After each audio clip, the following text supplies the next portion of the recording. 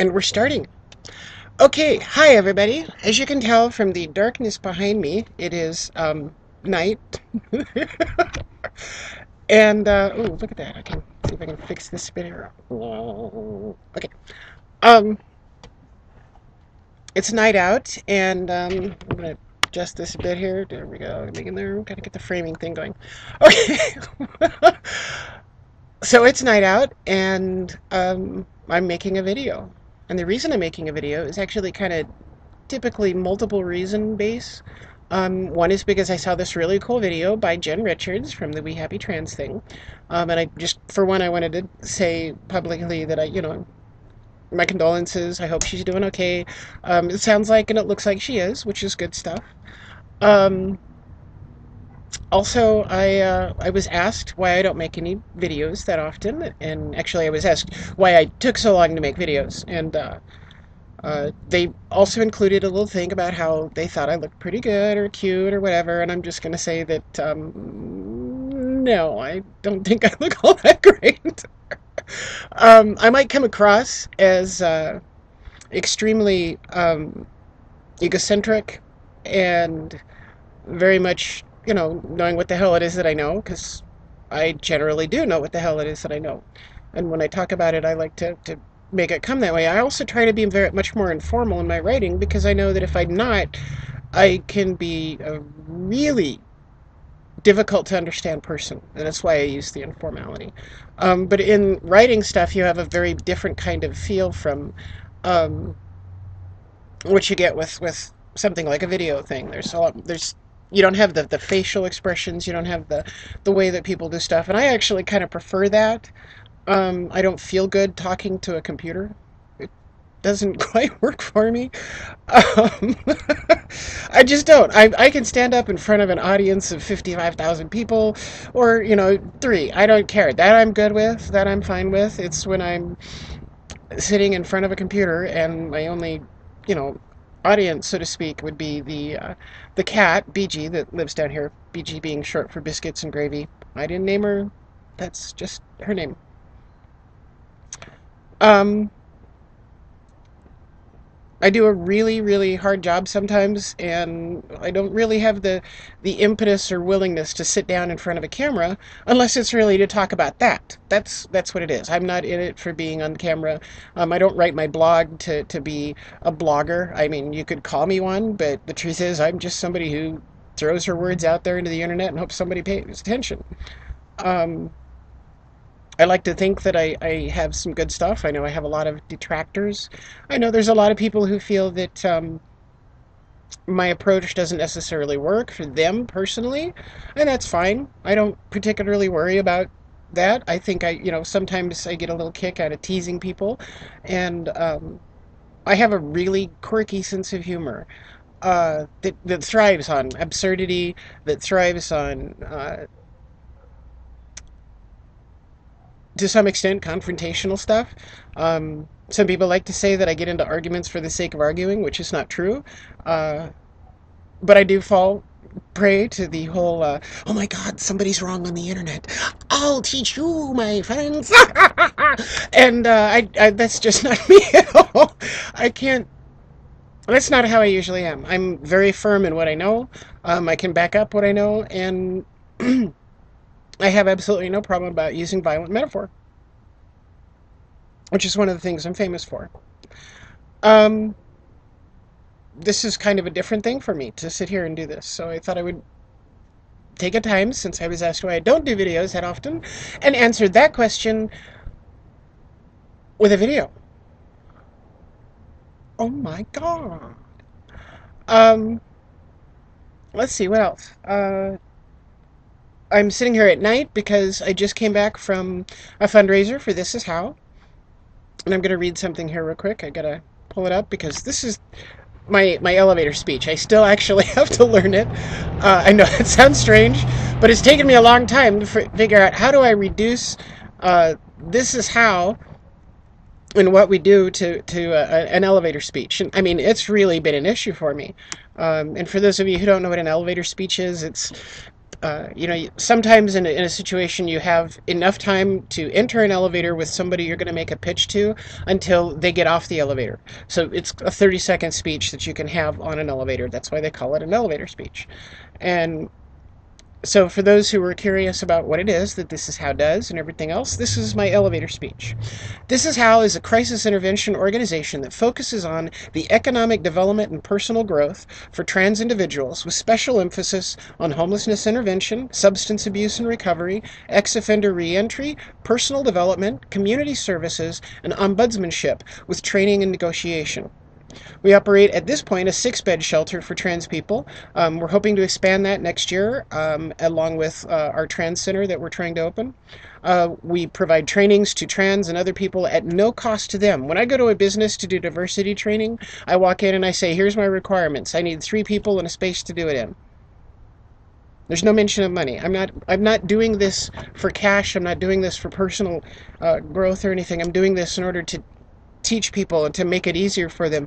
And my approach isn't, you need to do it this way. This is how you do it with the trans people, or I'm gonna have to get wild and crazy. I don't do that. I walk in and I say, hey, you know what? Some people came to me and they said, this is something that happened to them, and this is how this works out. You have this issue. Now, we can, deal with your customer service stuff, and I can show you how to not change necessarily what you're doing, but simply do it better, so that you have fewer loss from customer service, which matters to business. Or I can teach them any of other things. I get a lot of people who want to have, hey, I've got 6 friends and we want to learn more about trans people stuff, or usually that's not how they say it. They say, we want to know more about the transgendered. And after I go, well, can you not say transgendered? That just kind of irks me there. And then I say, sure, let's have a seat over here, wherever it is that we happen to be at the time, or let's schedule a time. And again, there's no cost, because to me, although, yeah, I need to eat and I need to live and everything else, the work is more important. And that's what goes first. That's what happens first. So that's where we go. But it's getting off my little track here. So we provide trainings to trans and other people at no cost to them. We offer events and support systems and tools. We assist with medical needs, and we work to create a stronger community both nationally and locally. Because this is how, although we're a locally based organization and most of our work is done here, we've helped people from all over the United States. And anybody who takes time to look at our website for any length of time is going to see a little section called chapters. And the point of chapters is, you know what, you can do what we're doing here. We will help you do it. We just don't have the money to actually go out and open one themselves. And on top of that, to me, it's very important that local areas support themselves, that they develop their own infrastructure. And anybody who's ever read most of my little self-introductions is going to know that, yeah, I'm crazy about infrastructure. And the point of that is, infrastructure is what allows us to do the things we want to do, to make the changes we want to see. And while I have a history and a reputation for being challenging to radical feminists, or transsexual separatists, or holier than thous, or whatever you want to call it. I mean, I know I have the history, and I'm not going to sit there and pretend I don't. One of the things I kept saying long ago is, I'm actually outside that argument. I could get into it, but I'm really not part of it. And the reason is because I don't care. I don't care if you think of yourself as, a transgender warrior, or you think of yourself as a transsexual, and all the rest of you are just, freaky fetishists and sexual perverts. I don't care how you think. My point is, you're both trans to me, and I want to make sure that you both have the tools and a capability to move forward with your goals as you need to do them. Because this is a really big world with a lot of people, and I figure there's enough space out there for everybody, personally. But that's just how I look at it. That's kind of how I have to look at it because of the nature of my job and the work that I do. So that was my little speech there. If you want more information, you can check out our website at www.thisishow.org. I would really appreciate a donation, because what we're trying to do right now is we're trying to get 1,000 people. At this point, we need about 875 more to donate $10 a month for 1 year. That will give us enough money to open up the trans center, to secure our current housing. We own the actual property that our house is on, as opposed to leasing it, and we want to reduce our total debt load on that. so that we don't have the mortgage weight on that, because once we can pay off the mortgage there, we can then use the money that would go to the mortgage there to to get another mortgage basically on another house and house more people. And Phoenix, in case anybody isn't aware of it, is a really big city. From one side to another, east to west, we're talking over 100 miles. And that's a lot of space that there's a lot of people in, and we're kind of right in the middle of it. But the East Valley needs assistance. They need a house out there. The West Valley needs assistance. They need a house out there. um, we need to be able to provide more support for people, and we right now we can only house 6 people at a time. Now, given that we can only house 6 people at a time, and we've helped over the last 7 years, God, I actually have to update it. I'm pretty sure we're probably over 725 people. But at one point, but I'll just say that the normal number, we've helped over 600 people. And that's just with housing specifically and only.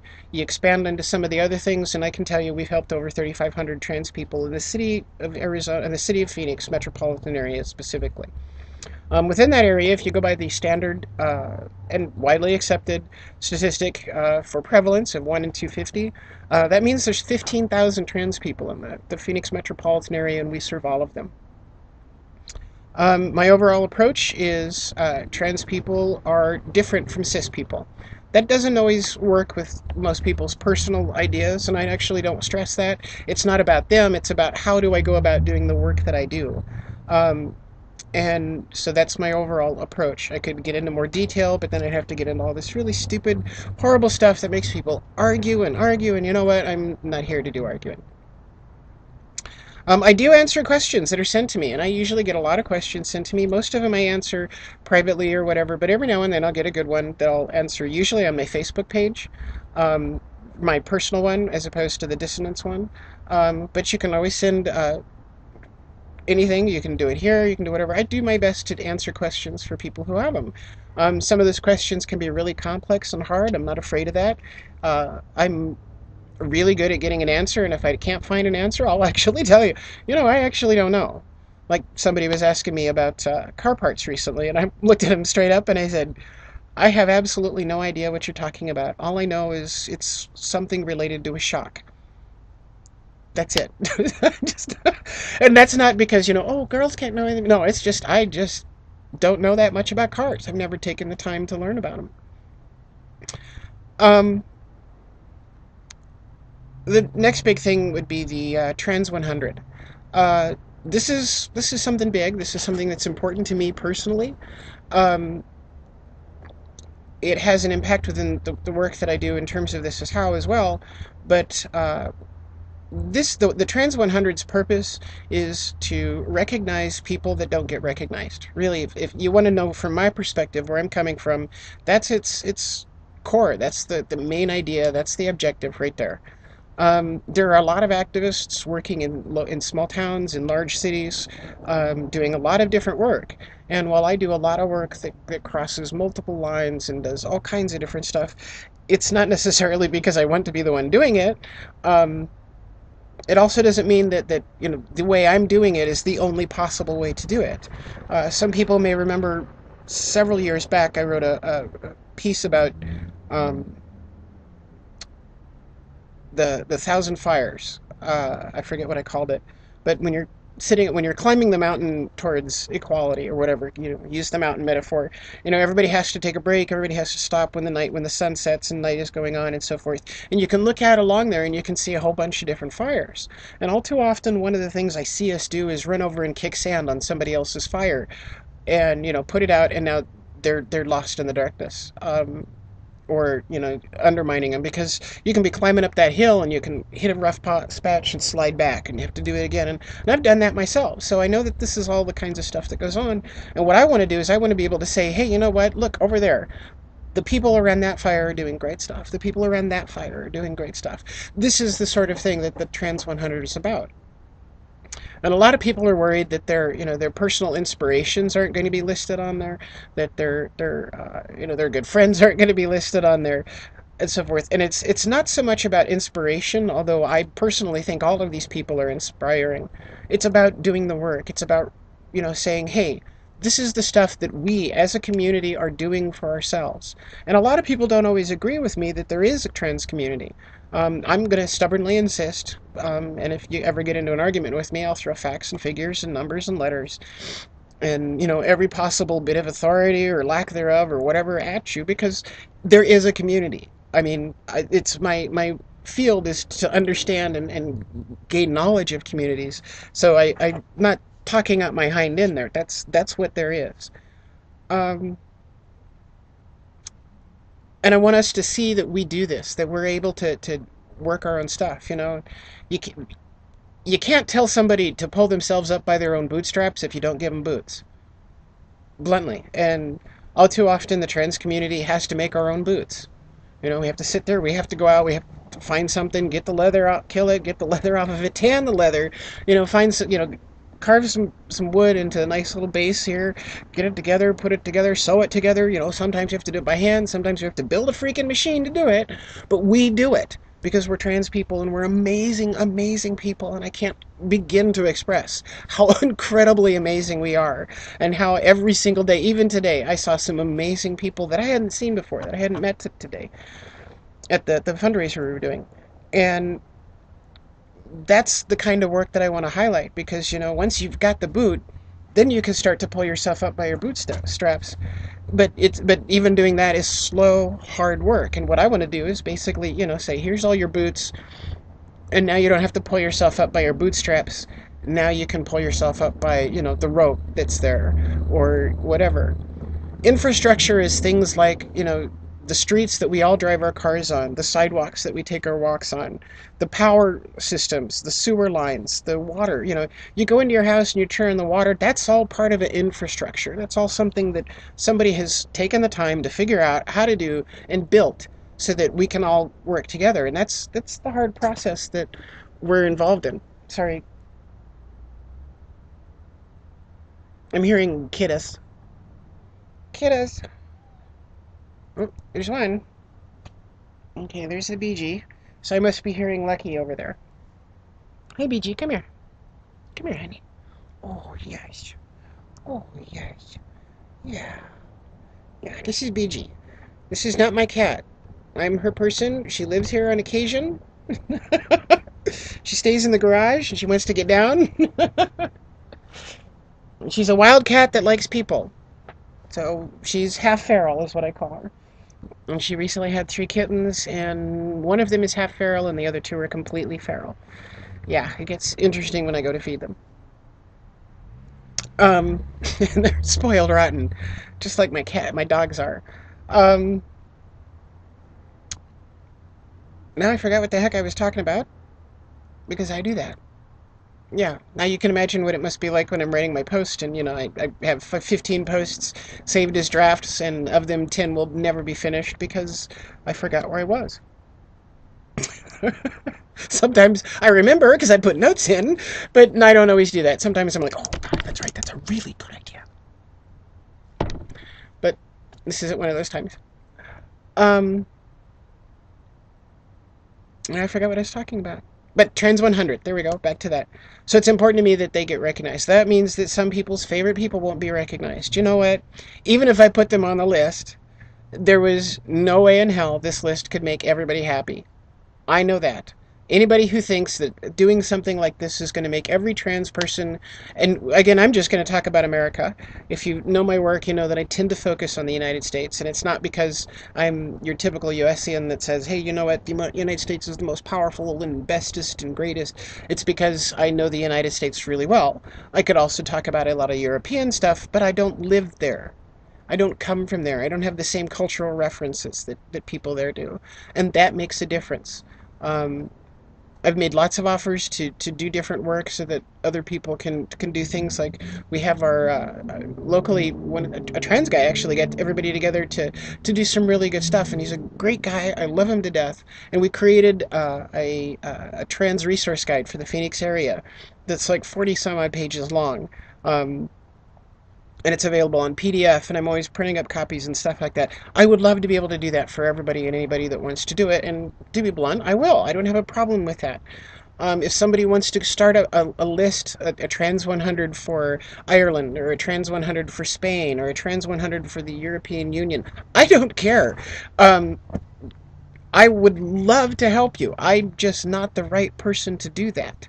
Um, I'm sure that many of my Aussie friends and some of my Canadian friends would be like, actually, Tony, no, you could probably get away with it. And I'm going to say, no, I might be able to get away with it. That doesn't necessarily make it any better. um, but making that Trans 100 list is nevertheless something that's important for everybody. A lot of people are, again, worried about it being a popularity contest. Well, this is kind of in the back of my head. And anybody who's ever read me for a long time knows that there's no such thing as a group in which I'm universally accepted, because I don't meet popularity contest rules. I'm not in this for popularity. I'm in it for the truth and for honesty and for the American way. No, just kidding. But it's just not going to happen. So my concern isn't necessarily making it, the list that pleases everybody. And it's not so much a list about popularity, because that's not the goal. The list is about the work. And, to the same extent that the work that I'm doing with This Is How, I actually do, you know, this much of the work. And the work is, got to keep going here. It's this great big huge amount of work. And I get, the reason I kind of get the thing is because I sort of say, well, we're going to do this and we're going to do that. But really, the most of the work is done by somebody else. Um, because I can't be everywhere and do everything, and I'm just more or less kind of organizing and hoping it doesn't fall apart. um, and that's the way that most of this work goes. It's not so much about the individual. You can put anybody you want up front and say, oh, look, they're the right person. I didn't found This Is How. Regina Wells founded This Is How, and she's a much better, more awesome, more interesting human being than I am. Um, but she's not running This Is How right now. She gave it to me, and I can't get rid of it now. And I want to make sure that people like her, people like a good friend of mine locally, Trudy Jackson. Um, I'm going to go ahead and use a name that doesn't make sense to most people, but Mesa, Arizona. Um, People like Julian and Sean Michael.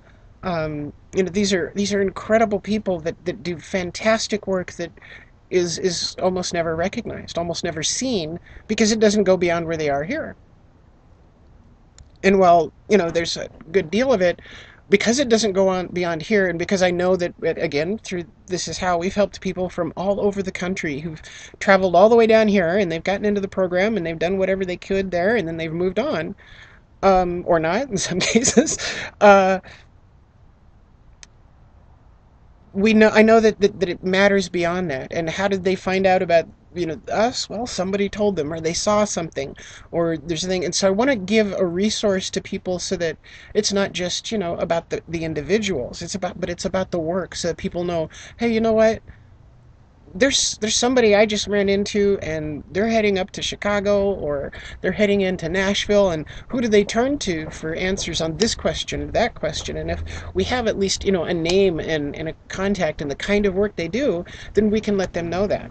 So in a real sense, this Trans 100 list is not just a list of great people doing great work. It's also a list of resources that we can turn to and that we can rely on, and that we can um, develop a network and commitment structure. Um, Gunnar Scott of the MPTC in Boston has done a lot of work to do a lot of the same stuff. There's a large organization I can never remember the name of, because I'm really horrible with names.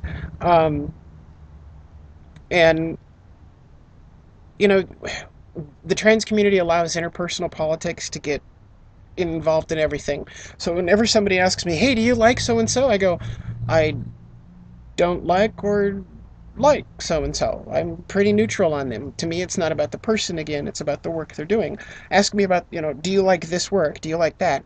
I'll have an opinion on it, but I'm usually never going to share that on my internet stuff, because that's a personal opinion, and I tend to keep my opinions separated between personal and public.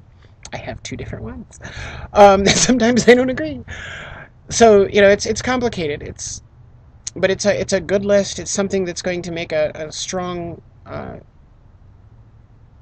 difference in a lot of people's lives. And if nothing else, even if, something happens and it doesn't go anywhere, which I doubt, because um, this is the trans community. We're awesome people, and it will continue on um, every year. In fact, it will help somebody. And if we can do this and help just one person somewhere in the country, some young teenager whose family is saying, hey, you know what, you're acting too weird, just get the hell out. And any of you who don't think that happens just doesn't know enough trans people.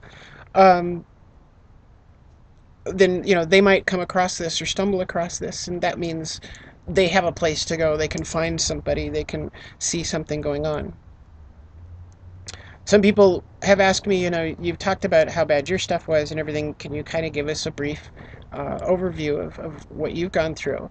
And so I'm going to give you a quick, brief overview of my personal history without getting into any of the emotional details. I'm just going to touch the highlights. Came out to myself. My wife turned her back on me. My children were more or less blocked off from seeing me, so I lost my direct family. I was not in contact with any of my other family at the time, so I was pretty much on my own. Within uh, 2 months, or no, 3 months from the day I came out to myself, I found myself homeless for the first time.